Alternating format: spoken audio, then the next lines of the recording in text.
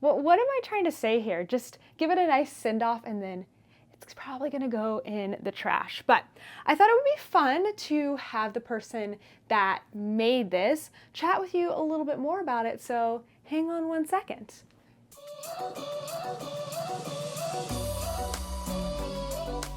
Hey everyone, it's Natalie, also known as Knitty Natty. Welcome to episode 188 of the Love and Stitches podcast.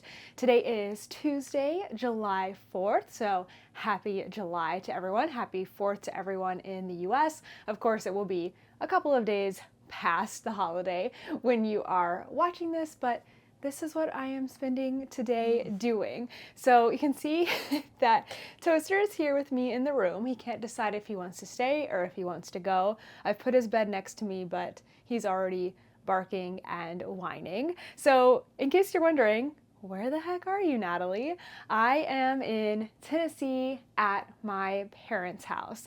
I really tried to find a spot to record the podcast today, and we're going to be here for the next month, so I need to find a more permanent spot. But actually, this may be it. I'm in one of the bedrooms that is not really being used right now, but there is just, there's a lot of stuff going on. We have a lot of our stuff in like random rooms. There's just a lot of things here. So I am like really situated into this little corner here. I tried to jazz it up a little bit. I've got a plant and my little battery operated fairy lights to make it a little bit more homey, and I am sitting right in front of a window, so hopefully that gives us, decent light throughout things. So we are just kind of making it work today. Today I'm wearing one of my Sock Week t-shirts. It says Love and Stitches on the front, but on the back, let's see, can I turn around and show you without messing everything up? On the back, it has the Sock Week logo. This is one of my favorite tops because it's cropped, but not super duper cropped, and it's got the cute little tie on the side. It's called the Women's Knotted Tee, and it is very, very cute. I think that's it as far as everything we need to know at the top. So let's get started and dive right into projects.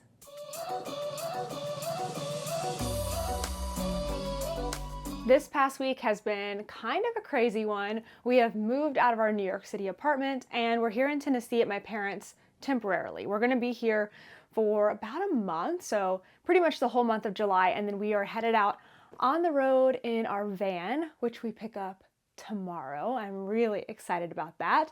That being said though, not as much knitting and crochet was done over the last week as normally, but I did actually work on pretty much all of my whips, I think except for my Musselburgh hat. I didn't work on that at all, so I'm not going to be showing that one today, but I did keep up with my blanket. I have worked on everything else that I have going on, so let's get started with the first one. So I have in my really cute Stolen Minutes Sock Week 2023 bag. Sock Week 2023 starts on Saturday at midnight, or technically Sunday at midnight, but I feel like it makes more sense when you say like Saturday at midnight. Anyway, it's coming up. I'm so excited. So I have one more sock I would like to finish before Sock Week officially begins. I don't know if that's going to happen. We are going to be traveling to pick up our van this week, so I have some knitting time.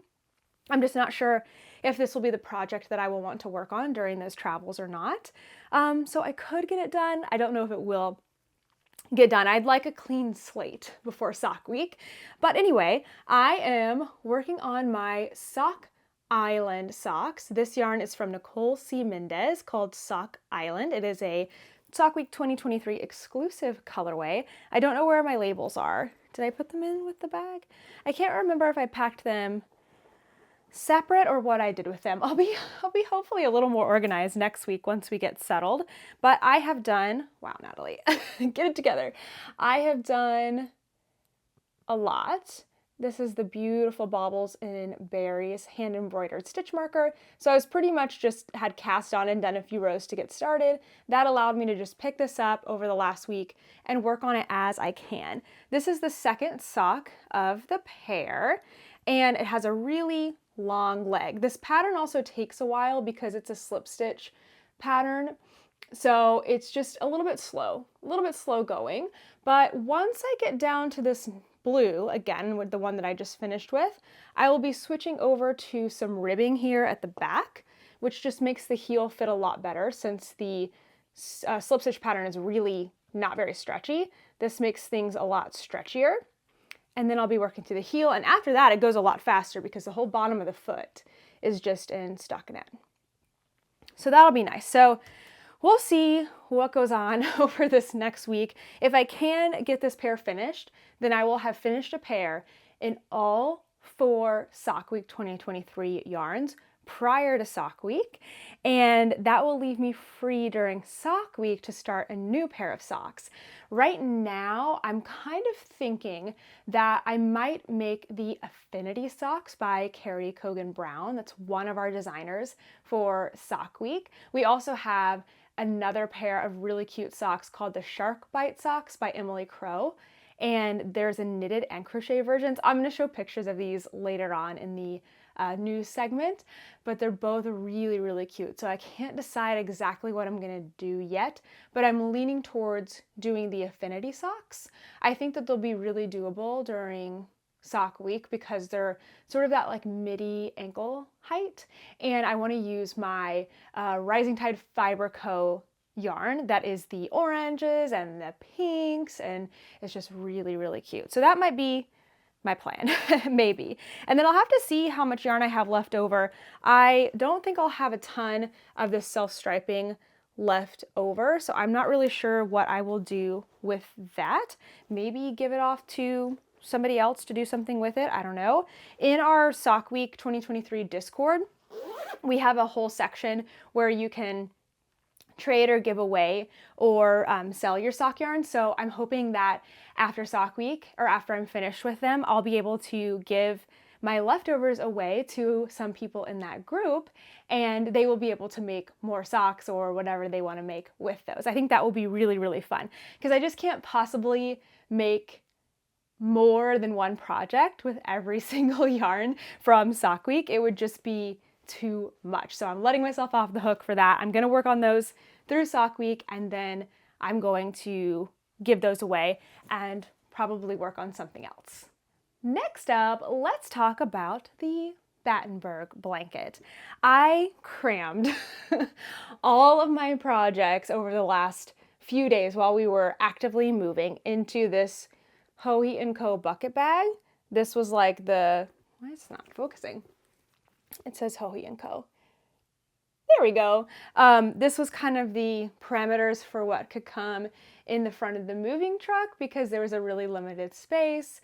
Plus we were, moving out, and then we were staying with a friend for a couple of days, and then we were coming down here, and then we were at my parents' house, and it's just like, I needed a smaller space to just have access to all of my things. But now I've cleaned it up again, and all it has in it is the Battenberg blanket, which is actually at a standstill right now. So let me explain first. So the Battenberg blanket is by Sandra Paul. It is really beautiful. It is a set of squares. Half of them are colorful squares, half of them are neutral squares. I'll be honest, I thought I made those terms up myself. And after looking over the pattern last night, I realized that that's exactly what they're called in the pattern. So I must have gotten it from there. You make all of your colorful squares separately, and then when you make your neutral squares, you join the colorful squares together. So I had somebody ask me, I guess it was a friend maybe that a knitting friend I was hanging out with, why did I make all the colorful squares first? And that was the reason, because all of the neutral squares will be used to join them. I also don't have my neutral yarn yet, more on that in a second. But when they asked me that, I actually had second guessed myself, like, what if I'm wrong and I needed to be making neutral squares and colorful squares at the same time, and I've ruined this whole experience for myself because now instead of doing a join as you go method, I'm going to need to seam all of these squares together. And luckily, I think I did a really cursory glance at the pattern last night. I am pretty sure I did it according to the pattern, and I will be okay to use all the neutral squares to join things. I really hope so. But as of right now, I am totally finished with all of the colorful squares. I just finished the last one yesterday, and I am waiting for my neutral colored yarn to come in. I am getting it from a Homespun House, which is the same dyer that the colorful squares have come from. And it's totally my fault because Molly was just waiting for my new address to send me the yarn, and she's in Germany. So once it's sent, it will take a couple of weeks, 1 to 2 weeks to get to me. So I'm just gonna use this as a time to take a break from the blanket. And then once it's here, I will kick it into high gear, working on joining that blanket. I'd really like to get it finished before we leave in August, and it's gonna be quite a feat to get that done. But I think it actually might be good timing because, first of all, I've been working on this blanket now for an entire month, almost every single day, probably every single day actually. And I think that now that I'm midway through this blanket, it's a really good time to take a break before I get to, what's the right word? Burnt out, I guess, from the blanket. Like taking a break before I'm burnt out, not taking a break because I am. So I think this is actually a good break point, and that will allow me to work on some of my other projects, give them some love over the next few weeks. Plus next week is sock week, so I can really love on my socks all of that week. And then probably that will be about the time that the yarn is here. And I'm planning to take a little bit of time off from working for about maybe 3 to 4 days. So I could really get the blanket started, then get a good routine going, and then fingers crossed finish it before August. So let's talk about the colors that I did this week. So I am making 6 squares from each 20-gram mini skein of this Homespun House Advent that I got in December of 2022. And I've made the squares a little bigger than the pattern calls for. I did 1 extra round, which makes them like just shy of 3 inches across.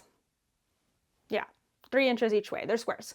And these are solid granny squares, and they've been really fun. And I don't have any to show you because they're all tucked back into their labels, but I did finish the colors, I guess, 19 through 24 this week. 19, 20, 21, 22, 23, 24. Yeah. So I finished all of them. They're all done. So this is what I did this week. We're going to see if we can get the colors shown accurately. This one is Partridge in a Pear Tree. I really liked this one. Oh my gosh, it was so cute. This one is called Ribbon Candy. Remember, this is a Christmas Advent. This one is also so beautiful. Blue Spruce. It's really nice. Is that the one? No, I just finished this one. This was the last one I did, actually. I just finished this yesterday. This one is called Cabin in the Woods. Really nice. This one is called Scandinavia. Beautiful bluey purple color. And then the last one here is Plum Pudding. So that's it. All of my squares are done. Actually, what I'm going to do right now is free up this project bag. And I'm going to put the 6 that I finished this week with the rest of them. So all of these are finished squares tucked back into their labels. There's 24 in total. And I'm so proud of myself for getting this done in the time frame that I planned. I guess I took 1 extra day because I planned to finish it on July 2nd. Technically, I finished on July 3rd. Not a big deal. I was kind of busy. I'm not going to be upset with myself about that. So in 4 weeks, I finished 144 squares. I feel like that is pretty good. So all that is done. I can set that aside for a few weeks until my joining yarn gets here. Now, I do have my finished magic knot ball to show you. So each of the yarns were 20 grams and each square took around 3 grams. So for most of the colors, I had about, maybe 1.75 grams left over. So I chose to, as I went, this is important, as I went to tie those all together into this magic knot ball. I haven't weighed it yet. I should have done that before I started recording, but I forgot. But I would say that I'm gonna have, if we do 2 grams times 24, that's 48 grams, but they weren't quite 2 grams, and not all of them were 2 grams. Some of them somehow I was like missing some yarn. I did work with some of the yarn before starting this blanket, so those are the ones that were shy. So I don't know, we'll have to see how many grams I have. Oh, also, I guess the yarns weren't quite 20 grams. They were actually more like 19. I guess because of this base or something, I'm not really sure. So I need to weigh it, but I'm gonna guess I have somewhere between 30 and 40 grams here. Not really enough for me to really do something with, so I'm probably gonna tie this in to another magic knot ball, or let this be the beginning of another magic knot scrap yarn ball. And I'm just gonna make magic knot balls from the small scraps that I have, and one day I'll do something cool with them. I don't really know yet what I want to do, so if you have any ideas, please let me know. I would love to hear them. I've got one more project that I worked on this week, and it's in this bag, which is by the Pine Cottage. I don't think they've made project bags for quite a while, but I really like this one. I like the canvas bottom and the fabric, and I like that it has a heavy-duty metal zipper.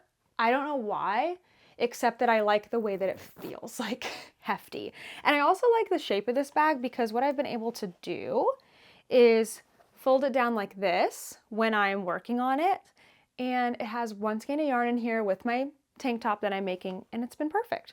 So I am working on the mini mock neck tank by Jessie Made Designs.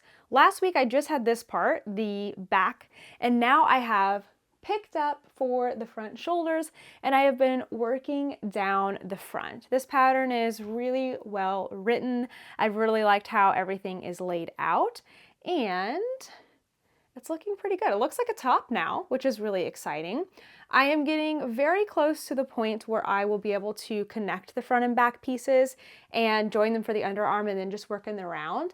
At that point, it's going to be such a wonderful portable project because I don't think there's shaping. I need to look further in the pattern. I haven't really looked ahead, but I don't think there's very much going on.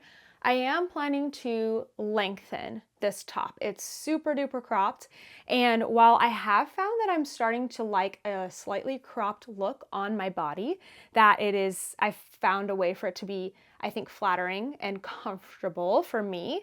I don't want it super duper cropped because I just don't have the right clothes to wear it with, and I have plenty of yarn. So I am planning to make this one longer, so I will just be trying it on as I go, probably blocking it at some point. So what I'm thinking right now is that I am going to get it joined at the underarms. I will probably do 1 to 2 inches of knitting, and then I will stop, and I want to go ahead and do the neck. So the neck gets picked up. I think there's a ribbing. I can't really remember right now, but I'm going to go ahead and do the neck.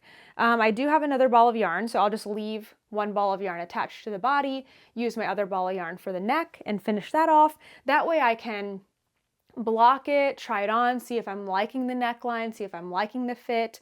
I can tuck in all the ends at the top that are driving me nuts from all of the different points where we had to join, and it will just be, I don't know, a lovely way to kind of not only check and make sure the project and the size and everything is working well for me, but also just refresh the project and make it feel like tidy and nice and new and ready to go. So I'm enjoying it. I've been working on it in the morning while I've been knitting and reading, which hasn't happened a lot over this past week, but I did get to do that this morning, which was really nice, kind of get back into my routine. But I think so far so good. I would put it on for you right now, but I decided to use a microphone today just because I don't know how things are going to sound in this room. But yeah, it's going great. So the yarn I'm using, and again, oh, I do have the label for this one. Hey, good job, Natalie. Put the label together. So here is the color. It's really, really lovely. It is Moon Glow Yarn Company in the colorway Wild Orchid, which is a color I think Whitney carries often or all the time. And I had this yarn, I guess technically it's not a scrap in that I wound up a fresh 100-gram skein, but it is a leftover because I had 3 skeins of it for a blanket that I made, and I only needed 50 grams. So I have 250 grams, which is more than enough for this tank top. I should still have, I think, one skein of this left after that. I don't know if I'll use it or give it to somebody in my membership or what I will do with it. Who knows? But I am happy to be working with it finally. I mean, I guess I say finally, and I didn't even use this yarn until February, which is not too bad. But I guess that just goes to show where I'm at right now with using up my yarns and everything. So really pleased with how this is coming out. Really enjoying the simplicity of the knit, and I'm having a lot of fun doing a new pattern. I think that's something that I've said before, but it's really exciting to me that when I set out last year to eliminate my stash and I've been working on getting rid of my scraps, I really wanted to just get to a place where I felt freedom to just work on whatever my heart desires, to not have too many projects going that I couldn't just drop what I'm doing or finish up what I'm doing and start a new pattern that just came out. So this really feels like a culmination of all the things that I've been working for, and I know it's just a tank top, but it means a little bit more to me than that. While that is all the projects that I have worked on this week, I did want to bring out an old project and kind of give it a little bit of a commemoration and say goodbye to it before we let it go on to a better place, let's say. And that is this thing right here. So this was made for me. It was hand knit, and it's kind of this, it's really wide, it's hard to show, but it was like arm knit, and then it kind of just scrunches together, kind of rolls up, and it is an infinity scarf. So you just loop it around a few times and you can wear it like so. It's made out of a really nice chunky acrylic yarn that is really soft and feels really, really nice. I don't know exactly what the yarn is, but that's what it feels like to me. And this was made for me with love.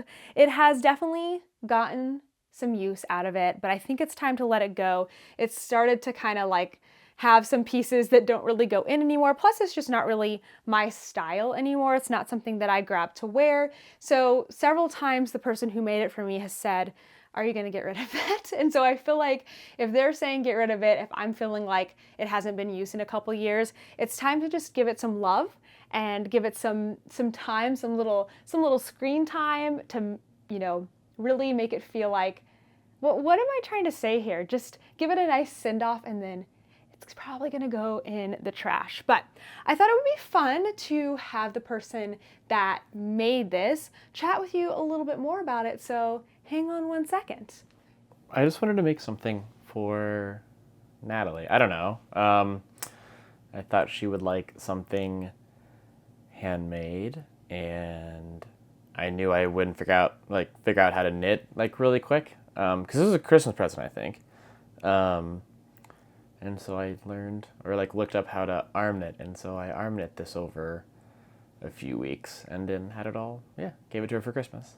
So I learned how to do it just by watching YouTube. It seemed easy enough, and it was easy enough, just took time. I have no idea what kind of yarn I used. I didn't even remember where I bought it. I'm sure I just went to, I don't actually even remember, maybe like Michael's or something, and just got the yarn. I tried to get pink because I knew Natalie liked pink, and I thought it would look good with the white and gray. And I remember them being like pretty like decent sized, I don't know if they were skeins or balls or whatever, but like carrying those around in my backpack for a while. It's time to say farewell to the hand knit scarf. You've been so great to me over the past few years, but it's time for you to go. I have one more thing to show off. It is an acquisition, and it is a very special one. So over the last couple of weeks, I have been mailing out all of the items from the FO giveaway, I guess. I have been mailing all those finished items that I decided that I am no longer wearing and sending them to the people that won them. And one of the wonderful people offered to send me something in exchange. They have a shop where they make hand-sewn project bags and keychains and box bags, and there was something else I saw on their site that they had quite a bit of. Oh, scrunchies, which are really, really cute. They are in the UK, and their shop is called Sew and Inspire, and this is Ellen, and I'm gonna have the link down below. And so Ellen made this amazing huge project bag for me, and it's perfect because it's got hearts all over it, just like Love and Stitches. It's pink on the bottom, but I think my favorite part is that it has the Love and Stitches logo in, hold on, let me show this off a little bit better, in what looks like maybe hand stitched, and it looks like the logo. It's so cute. You can't see my logo down here because it's so light pink, but look at that. It's like perfect.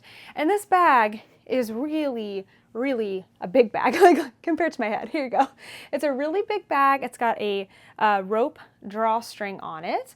Let me show you the inside. It's, oh, I didn't even notice it had pockets. It's lined on the inside, and it's got pockets all the way around. Oh my gosh, I didn't even notice this at first. So it's got lots of different size pockets actually all the way around it. It looks like one side it has, hang on, we're gonna turn this thing inside out so we can really see. Come on, Natalie, be more observant. It looks like it's got 1, 2, 3, 4 pockets on the one side, which would be pretty great to put in like some extra needles, stitch markers, not stitch markers, scissors. And then on this side, it also has 4 pockets, so 8 pockets in total. And then it's got, I thought I just saw a little ring, like a little loop here with a little ring, so you could put stitch markers on there. Super cool. That's really awesome. Thank you so much, Ellen. This bag is super great. And like I said, I'll put the shop link down below. She's in the UK on Etsy, so you can go and support Ellen's shop there. And I'm definitely going to cherish this bag. It will be perfect for sweater making.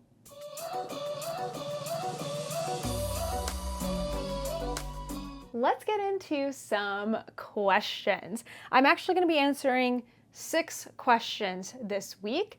As always, it's very hard to choose which questions to answer. This week I decided to prioritize some of the questions about Sock Week, just since it's coming up next week, and by next week it will be too late. So there's a couple questions in here about Sock Week, some about previous projects that I talked about last week, so let's just get right into it. Let me pull up the first one. This question was actually asked twice by 2 different people, so hopefully it will answer, hopefully if you also had this question, I can answer it for you. So this question is from Marcy. Do you plan on doing a knitted version of the float tote? I use the Yarn Cozy pattern as car knitting and love using them. So the float tote is one of my patterns that is a crochet pattern. It is a tote bag that then inside of it has cups that you can put your cakes of yarn. It's called the float tote because I designed it for colorwork knitting so that you have an easy way to manage all of your yarns and not have them get all tangled. You can also take them out of the bag. The bag is really great as a project bag or taking things around. It's really functional. So I've had this question in the past too. People have asked me that don't crochet. They have tried to learn to crochet and they just don't enjoy it, or for whatever reason, if there was going to be a knitted version. And there's not going to be a knitted version. I don't think there's a great way to recreate the structure of the float tote in knitting. I have, of course, made yarn cozies, which are the little cups. Sorry, I have like an itch on my nose. That hold the yarn well. So like that's not the problem. The actual integrity of the tote kind of relies on it being a more dense, stiff, and thick fabric, which again, this may not be completely true, but I feel like is best done in crochet. And so making a knitted version of the float tote just wouldn't really work. It wouldn't really be the same thing. Now, would there be another similar thing, kind of like the float tote, but it's a knitted thing, more like maybe a pouch or a bag or something like that? Possibly. I don't have any plans in the works right now, but I think that could be done. But how the float tote is actually made as a bucket bag, as a tote, I don't think is possible in knitting. So I chose crochet because I felt like it was the best option for that. One day I still want to do a float tote class or course that can be purchased with really great like lessons that build you up to making a float tote. So if you are not a crocheter, you could start with a smaller project. I would teach you how to crochet. I would teach you how to do a lot of the techniques in the float tote in a smaller project first, and then we would work our way up to making a float tote. That's kind of something that I have in mind to be my next course, but it probably won't be until early next year, but I really want to do that because I want to empower people who don't know how to crochet to be able to make that item. Next question is from Chirp3834. How do you use Ravelry? How do you download your own patterns to sell? How do you sign up? Does it cost anything? How do you use it for your projects? Help, please. Okay, I'm going to do my best to answer as many parts of that question as possible. So let's start with how do you sign up and does it cost anything? So to be a Ravelry user, it does not cost anything. It's completely free, and you sign up, I think, I signed up in 2008, where it was very different. You had to, I think, sign up with email, and then you had to wait a couple of weeks until there was a space for you. Now I'm pretty sure you can just go on and create an account, again, completely for free, and just get access immediately. But that's something I can't verify because I haven't signed up in so long. But you should just be able to sign up at Ravelry.com. In case you're wondering what is Ravelry, it is essentially a really big database of knitting and crochet patterns. I use Ravelry to sell the patterns that I create. I think that Ravelry is, as far as I know, it is the best platform to sell patterns because it's created for selling patterns, and you can update people that have bought your patterns in the past. You can keep all your patterns in one place. They have the lowest fees when compared to selling on Etsy, which is really not designed for digital pattern sales. You just can't include as many elements. And Ravelry is also really great for search. You can search for projects, like if you want to make a tank top and you type in tank, you can then narrow it down by, what weight of yarn that you already have, or is it free, or is it a downloadable pattern, or is it in a book? It's just really, really tuned in to what knitters and crocheters may be looking for. I know Ravelry is not something that's accessible for everybody. I also have my patterns on Etsy for that reason. Okay, so that's how you can get onto it as a user. How do you use it for your projects? Okay, so that's the other cool thing about Ravelry that I think is pretty unique, or at least they were the first to do it, and now that I know how to do it on there, that's what I like to use. So anytime I start a new project, I like to create a project page. I can then add in my information. It's pretty intuitive, so just kind of start playing with it.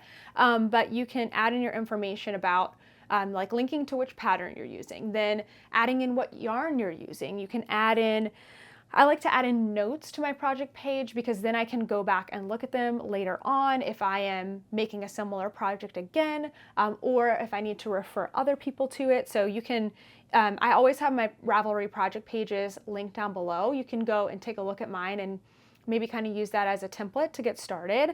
But you can really use it however you want. There's so many features of Ravelry that I don't even use, like the stash feature. There's groups on there. I mean, there's a lot of things, but just maybe getting started with pattern search is probably the best place to start. Okay, now as far as if you want to sell your patterns on Ravelry, that's a bit more complicated. I definitely remember struggling in the beginning to get started. I think you have to sign up. It's called, there's like a little bar at the top of mine that says Pro, but I think I did have to sign up for that. I don't remember exactly how. But once you get set up, you create your own Ravelry store. So you can find my patterns under either Love and Stitches or Knitty Natty. That's what I've put in as my designer name. And every time I create a pattern, I go into that pro section of Ravelry and I set everything up. Now that I kind of have a formula that I like to use, it's a lot faster and a lot easier, but it was a little bit difficult to figure out at first. But then you basically create a pattern page for your item and you put pictures in, you put details in. There's a lot of requirements that you need to have, and it kind of walks you through like each step. And then the last step is to upload the PDF of your pattern and then mark it for sale.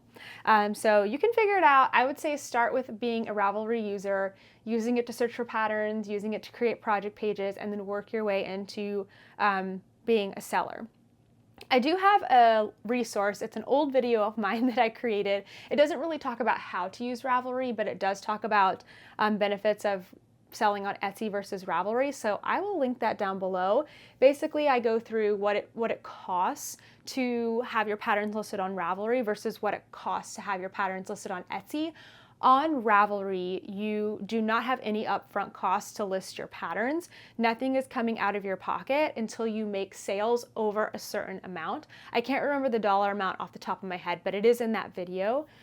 So you can, list patterns for free on Ravelry and it doesn't cost you anything either.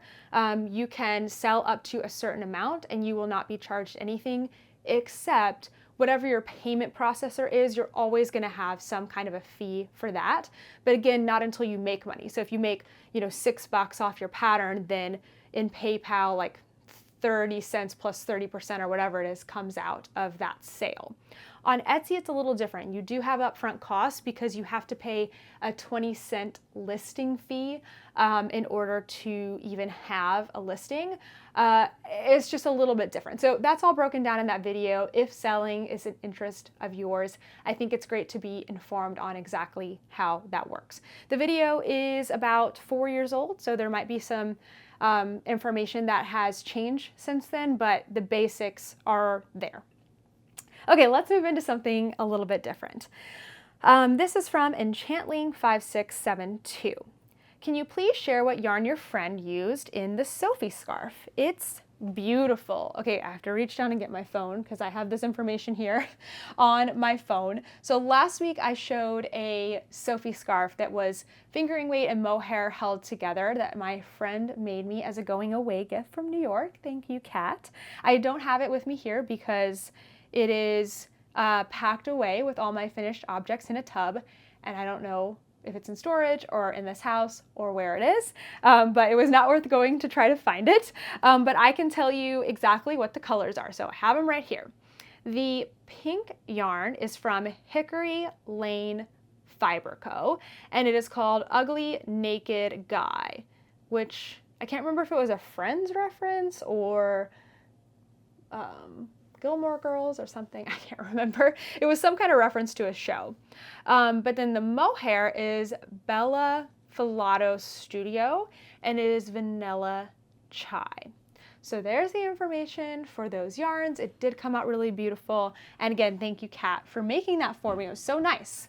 All right, next up is a question from Andrea. Do I have to fill out a Google form to enter socks during sock week? I'm not great with Google Forms. Okay, so next week is sock week, and when you finish a sock, if and only if you want to enter for prizes, then you do need to fill out a Google form. This is the best way for me, and I promise also for you, to get as many entries as possible. So Google form, I know it can be a little bit confusing, so here are my tips. 1, don't fill it out on your phone.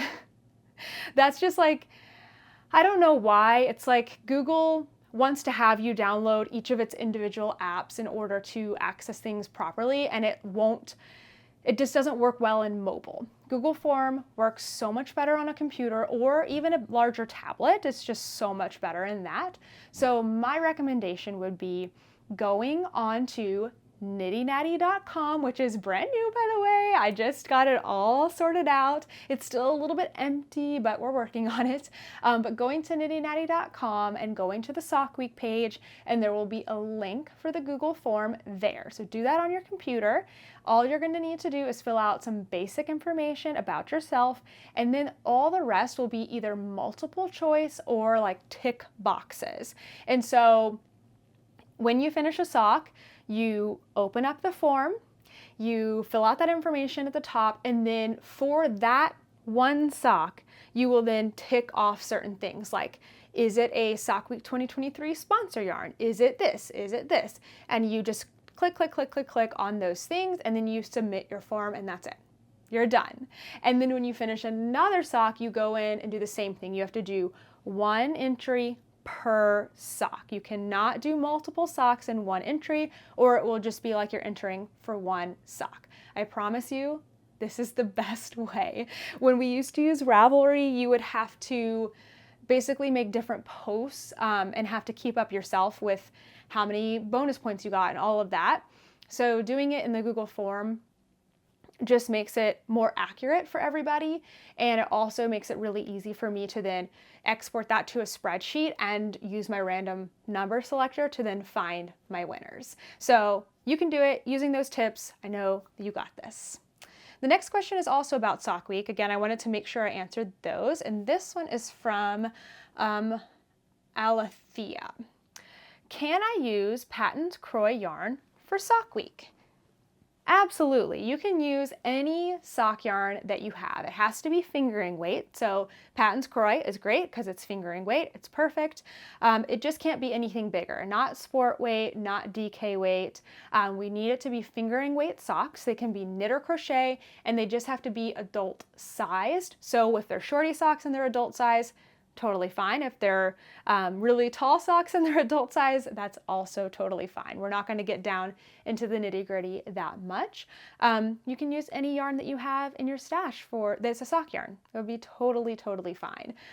Like I mentioned in the form, there's going to be things where you can tick off for bonuses. One of the bonuses is having ocean or shark themed yarn. So if you're using, let's say, a yarn that's mostly gray and blue, I would call that like ocean or shark themed. So you could tick that box.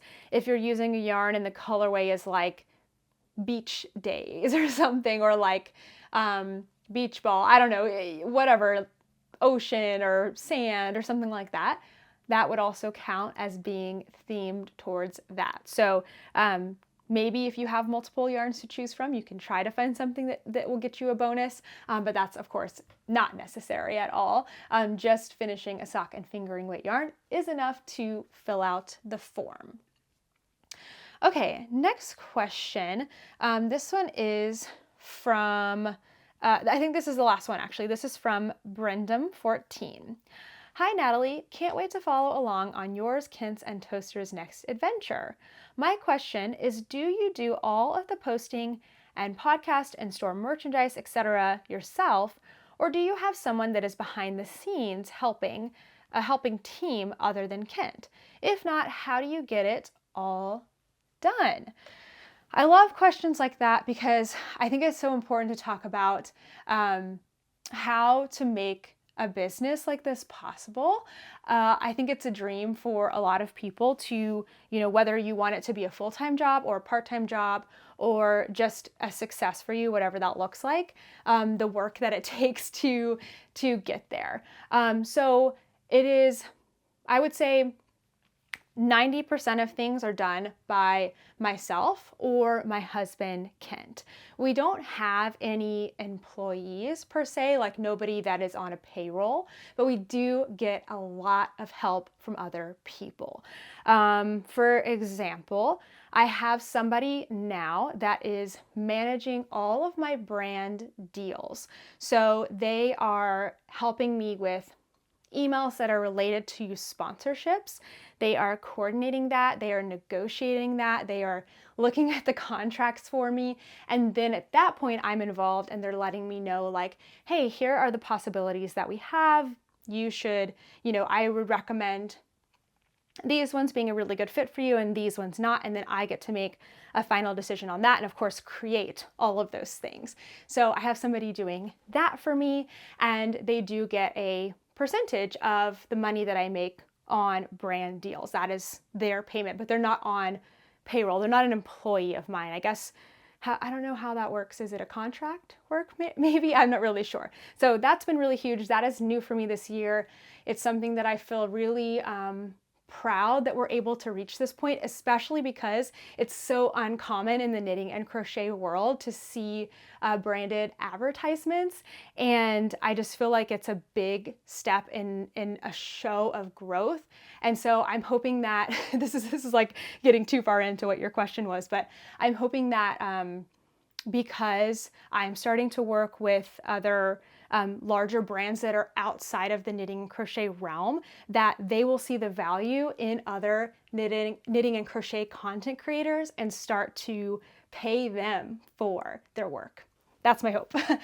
So then we also have a ton of people that help me in the membership. The Love and Stitches membership is something that takes a lot to coordinate. We have a lot of events.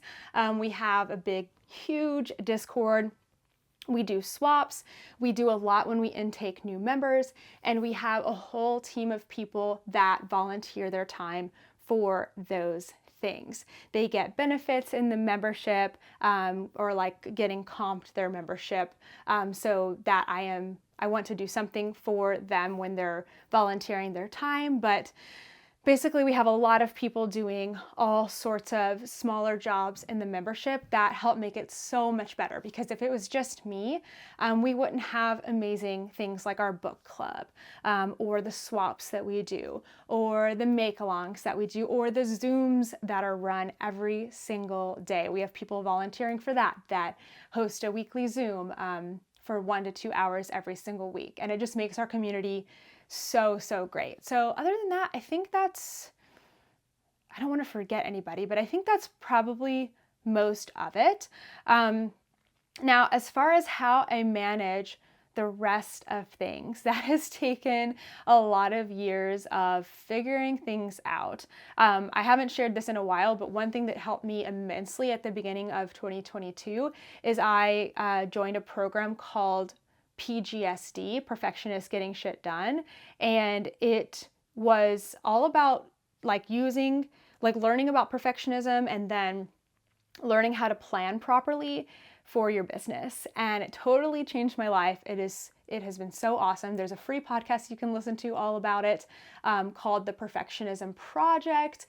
And then there's, of course, that course. Actually, now she's branched out and done some courses that are like lower cost than the PGSD program that are a great way to get into things. So I spend about an hour every single Friday planning out what needs to happen for the next week.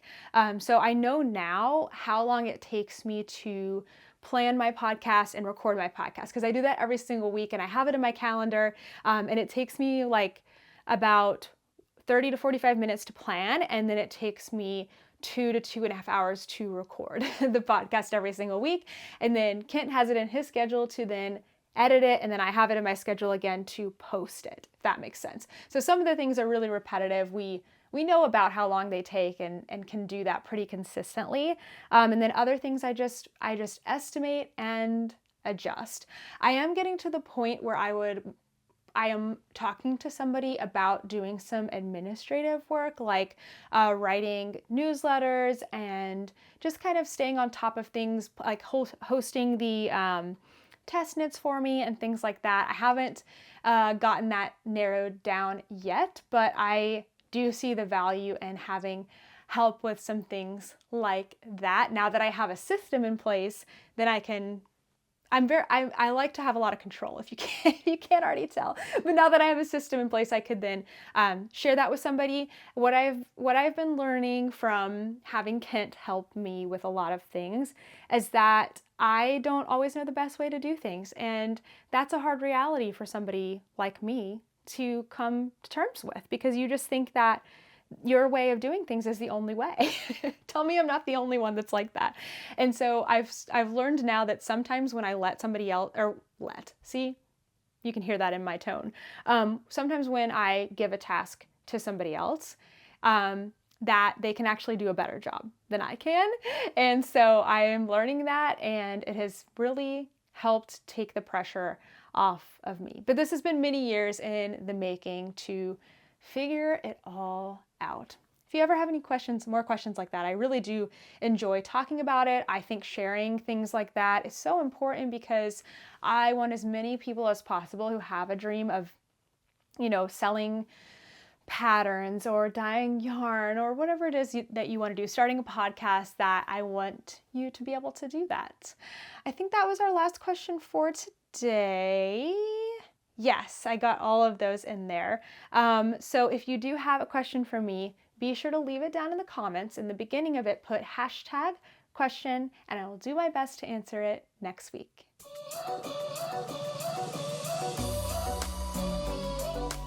This week's newest video is my Scrap-Free 2023 6-month update. I realize that calling it a 6-month update indicates that there will be future updates, but I don't think there will. That's kind of it, actually. It's been 6 months since I decided that I wanted to use up as many scraps and mini skeins and advent calendars as possible. And my goal was to get it done in the first 6 months of the year. So that just passed because we're now into July. Oh my gosh, you know what? That just made me realize that I should have done a project plan and stash update in this podcast, and I have not. So you know what? We may just skip that for July and we'll get ourselves back together for August. How about that? I just realized that, darn. I usually like to do that at the beginning of the month. Anyway, Scrap-Free 2023, I looked back over the last 6 months and I got together all of the projects that I had made. I looked through photos of all of the yarn that I've given away and just chronologically talked about the journey from January to the end of June and how many scraps I've been able to use up. I'll let you watch the video, but that essentially came out to a bunch of blankets, a bunch of cozies, and a bunch of yarn given away. And I am down to just a whole lot less than I had before. And I'm really, really proud of the progress that I made in that. And it has been really fun. And I found a new love for making blankets. I don't see myself stopping making blankets after this Battenberg one. I actually have one more in mind, but it may not be quite as an obsession as it has been for the first 6 months of the year. Might be time to move on to something else, but I'm just gonna go with what my heart is telling me as far as the projects that I'm going to work on.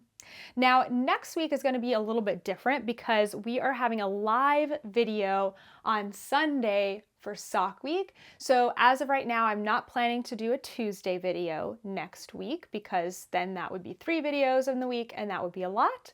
So next Sunday, which is it's July. I think it's July 9th, right? It's the first day of Sock Week. Next Sunday, July 9th at 12 p.m. Eastern time. Come and join me on YouTube. We'll be on for around an hour. We're going to be kicking off Sock Week with a live event. There's not really going to be too much to be too much of a structure for that. We're just going to have a great time chatting and knitting on our socks, crocheting on our socks, talking about our plans and our goals together. And it's going to be really, really fun. I love being able to do this every single year. We'll have a kickoff and then we'll also have a closing ceremony the following Monday evening at 5 p.m. Eastern time, where I will be giving away all of the prizes to our winners. That is not the first event of Sock Week. If you are signed up for the events package, I'm going to put the link down below one last time because this is the last chance to sign up. The signups are going to close on Thursday, July 6th, because our first event is on Friday, July 7th. So if you want to participate in events outside of the 2 free ones that will be on YouTube, make sure you get signed up today because it is the last day to do so. The first event is a workshop with Andrea Louie, who is amazing. She is the knitting PT. She's going to be telling us all about how to set ourselves up in an ergonomic way to knit and crochet throughout Sock Week and of course beyond that. She's got so many videos on her channel about posture and different issues that knitters and crocheters, and actually she has stuff for spinning too, probably even more than that, but like setting ourselves up to prevent injury, what to do when we have fatigue or pain. She is just such an awesome resource for knitting and crochet, and she's going to be giving us a workshop specifically targeted around knitting and crocheting socks. That's on Friday evening, and if you're signed up for the events package, even if you can't make every single event live, because there are 5 of them, they're going to be recorded and you can take a look at them later, but only for people signed up for the package. Then on Saturday at midnight, we are going to have our midnight cast on party. That's part of the event package. You can also then join us the following day on Sunday at noon Eastern time for the YouTube live, because that will be really fun. So we're gonna cast on at midnight. We're going to knit until about 1 a.m. Then I'm gonna sleep, get up in the morning and do the YouTube live. Then we have a couple of days of a break. If you're in the Love and Stitches membership, we do have a Tuesday afternoon event for Sock Week. And then back to the events package on Wednesday, we have a triple interview. We have our sock expert panel. We have Emma of Bloom and Create, we have Lindsay of Sock Witchery, and we have Julie of Twin Stitches Designs. They're all sock designers, and we're going to be interviewing them on Zoom in tandem, I guess, all of them together at once, getting to know them. On Thursday, we have Celebrity Family Feud. We've been doing a lot of game nights in the Love and Stitches membership, and Kent has been leading them, so he'll be leading this one as well. It's really fun to do these game nights. So our 6 of our Sock Week sponsors will be our contestants, and they will be playing Family Feud, but it will be a yarny version of Family Feud. So if you're in the Sock Week's event package, look out to your email, look out to Discord, because coming at some point later this week, there is going to be a survey with all of our Family Feud questions, just like how they do the surveys on the game show. And you can fill out your answers for the survey, and then we will use your answers as the answers to the questions in the game. And if you're there live, actually, if you watch it in the recording too, you'll get to play along. So you'll be able to, use the chat to answer the questions while also being entertained by watching our contestants. It'll be really fun. I'm thinking about doing maybe like a little movie night on Friday. That will be kind of casual. That's not one of the official events, but I'm thinking about just throwing that one in there. And then our last event is on Saturday afternoon, and it is a sock show and tell. So at that point we will be, I guess 7 days into Sock Week. And so we're just gonna take some time on Zoom to really have a casual, no real agenda hangout, and everyone that wants to will get to share what progress they've made on their socks so far. It doesn't matter if you have made a lot of progress or not. I just want to see what people have been knitting and crocheting on, and what yarns you're using, and all of that stuff. And that will be a really fun one to really, because most of our other events are more of a show where you're getting to watch as an audience member. That one will be more of a hangout where we get to chat. I guess our midnight cast on party will be similar too. So it's gonna be really fun. I'm very, very excited for all of the events. But again, the last chance to sign up is Thursday, July 6th, because that first event is on July 7th. You also get access to the Discord. So that's really, really fun. I have one more Sock Week thing to talk about. I guess I should share also that Sock Week is Sunday, July 9th through Sunday, July 16th. I've got all the details on a link down below. My website has just updated, so I will be changing out the links so that you can get to the correct page, but it should have everything you need there. What has happened this past week though is that our Sock Week patterns came out on July 1st. We have 2 amazing designers that we are featuring this year. The first is Carrie Cogan Brown from Wool Dashery, and she has designed the Affinity socks. They're a really cute ankle-length sock that is knitted. It has mosaic knitting, which is a colorwork technique using slip stitches. So you don't have to carry 2 colors. It's really, really nice. You can definitely do it with ease, and they're really cute. I think these are the ones that I'm going to end up making during Sock Week. I'm not 100% sure yet, but I'm wanting to make them really, really badly. And then we also have Emily Crow of Crochet Creations, who has created not one, but 2 patterns. The coolest part about this one, and actually we'll put up a picture here. In this picture, one of the socks is knitted, one of them is crocheted. Look closer because I bet at first glance you didn't even notice that it's 2 different crafts. Isn't that so cool? So there's a knit version and a crochet version. These are called the Shark Bite socks. They are also a colorwork method, and they're really, really cute. So you can put 2 colors together. The nice thing about both of these socks is they don't use a ton of yarn because they're short socks.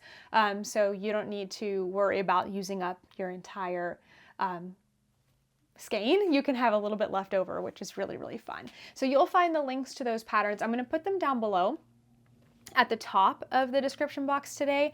And then I'll also have the just Sock Week info page that has everything you need to know. It has all of our sponsors, if they have any products left. It has t-shirts if you want to get a t-shirt like this one. It has the events package page. It has our Sock Week fabrics from Devin of Pencils and Parsley. And then it will have our Sock Week patterns all linked down below.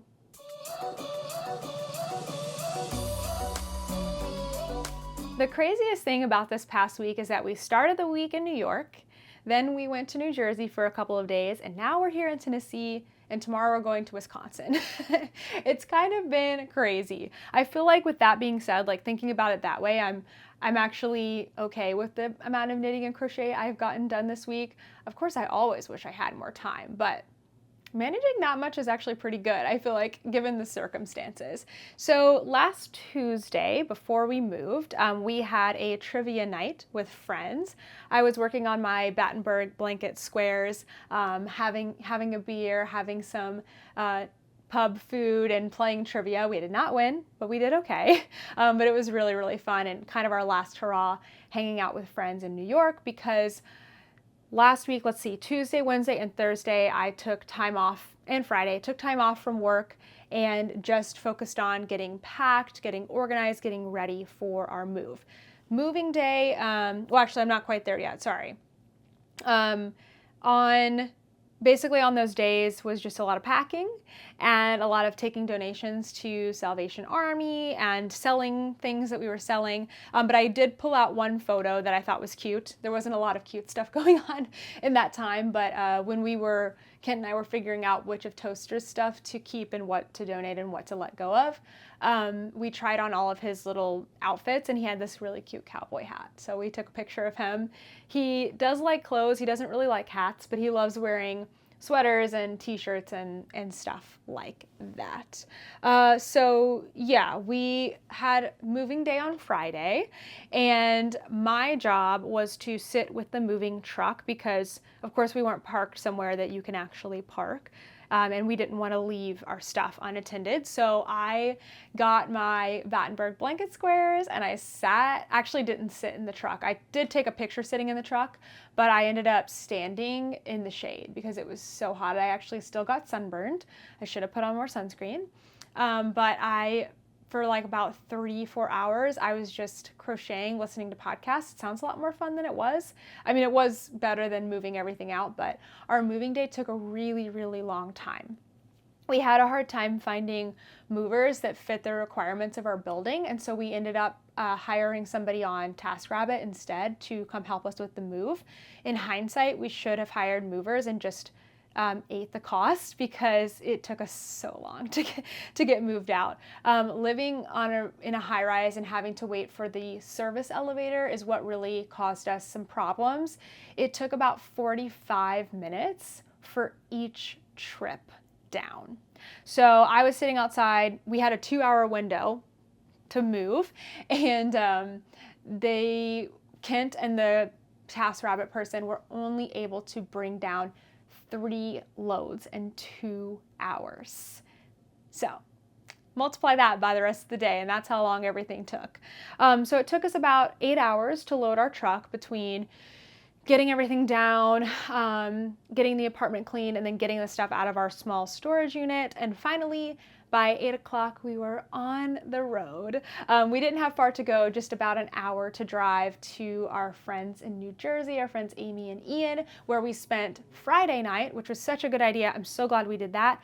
And we also spent Saturday night. So that means we had a whole day to not think about unloading or driving a long distance or anything, and just basically refresh and renew our energy for our long drive down to Tennessee. So we had a great day. We ended up doing kind of a partial work day because, we weren't working from Tuesday to Friday, so we needed to get some work done. So I was able to do that. And then we just had a really nice time. We always have such a great time at Amy and Ian's. I have a couple pictures to share. So one is just of their dog Max sitting in my lap, and I have my little crochet squares on top of him. He's such a great little cuddler. They have 2 poodles that are really, really sweet. We had a diner breakfast, which I didn't know this until I moved up to New York, but New Jersey is known for their diners, and it was great. I love a diner breakfast. I love getting like a combo where it's something sweet and something savory, and then just drinking coffee, unlimited coffee. It was so great. I had a really good waffle there. It was awesome. And then we worked during the day, and then we went out to dinner. I had this really great pesto ravioli that was so delicious, and we ended the night with ice cream, going to bed early, and then that brings us to Sunday. So Sunday we got up early. We left about 6:20 that morning Eastern time to start our long drive to Tennessee.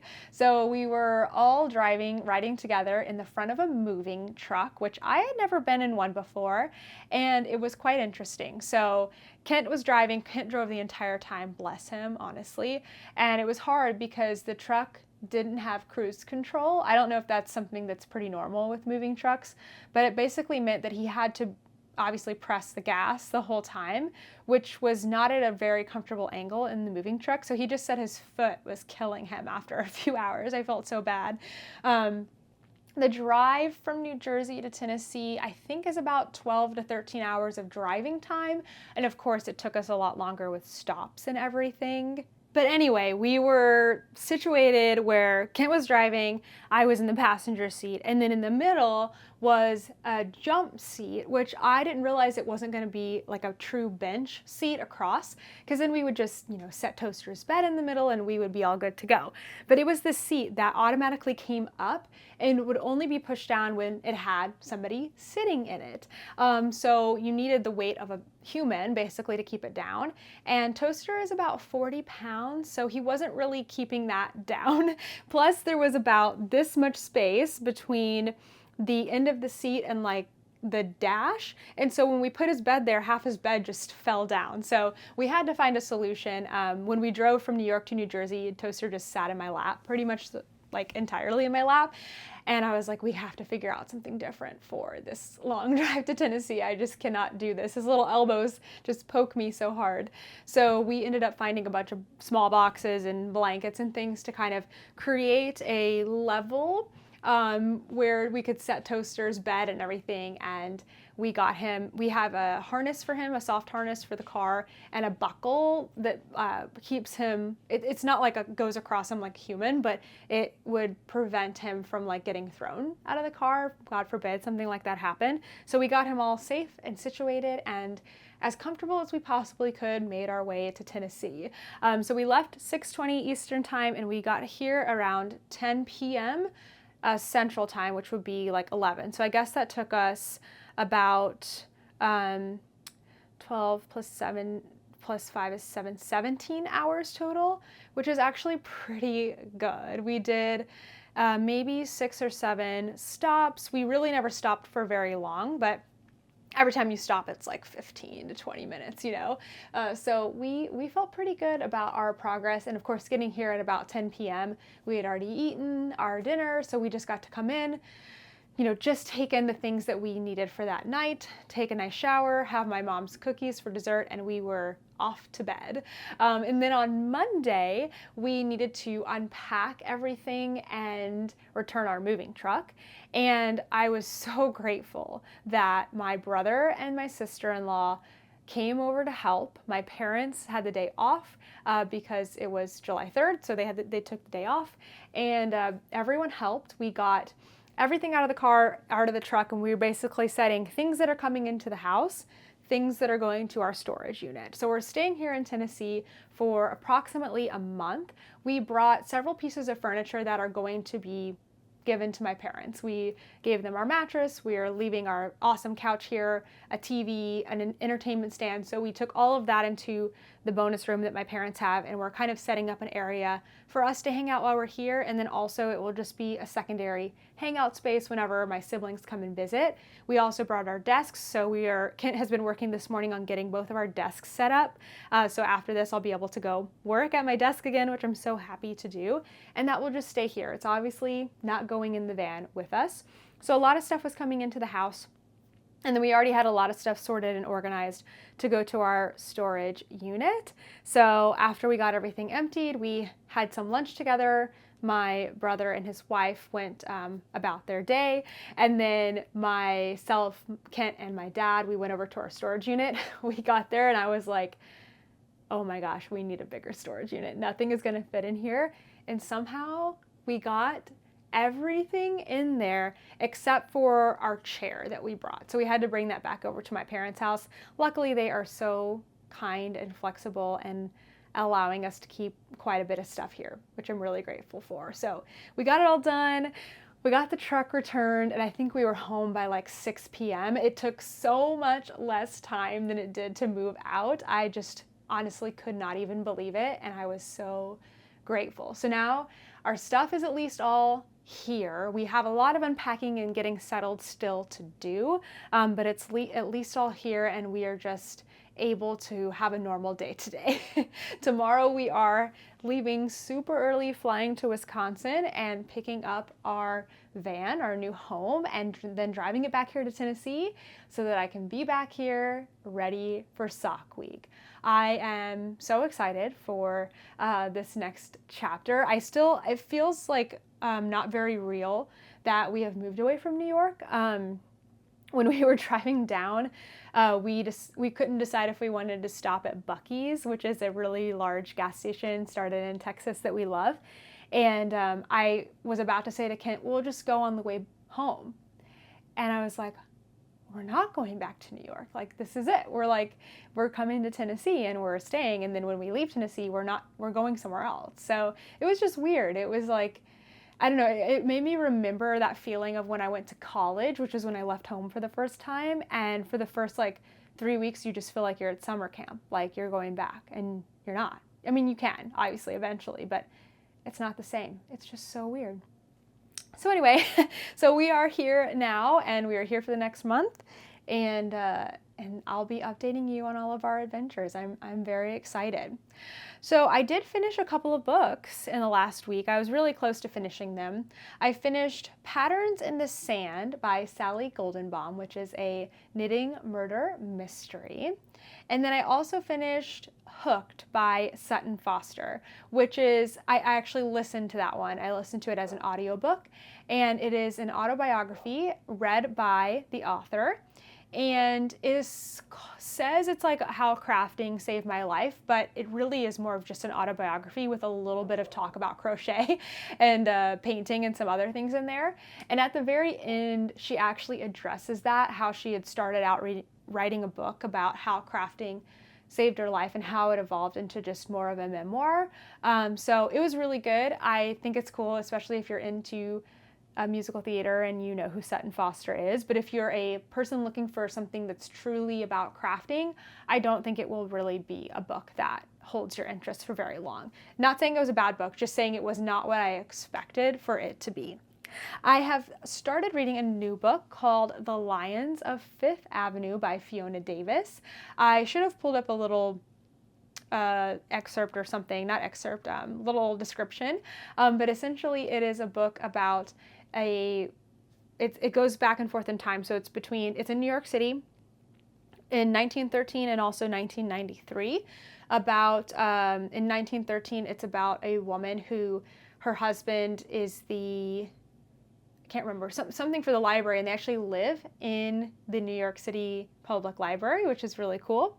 And then in 1993, it's about a woman who works at the library. And of course, they have a connection, and you're finding things out, you know, piece by piece from the 1913 story and the 1993 story, and so far I'm really liking it. When I shared that I was reading that book, a lot of people said they love that author, and it's my first time reading Fiona Davis, so I'm excited to read it and then maybe read some of their other books. I have only really been watching The Bachelorette, which is on ABC. It just started 2 weeks ago, and I was able to get last night's episode pulled up on my computer, and so I watched that with headphones while my family watched other things because there's only one TV. And so I was like, I have to watch this. We are getting our other TV set up though, that we brought down with us so that we can have another place to watch things. That was a lot, but that's pretty much everything that has happened in this last week.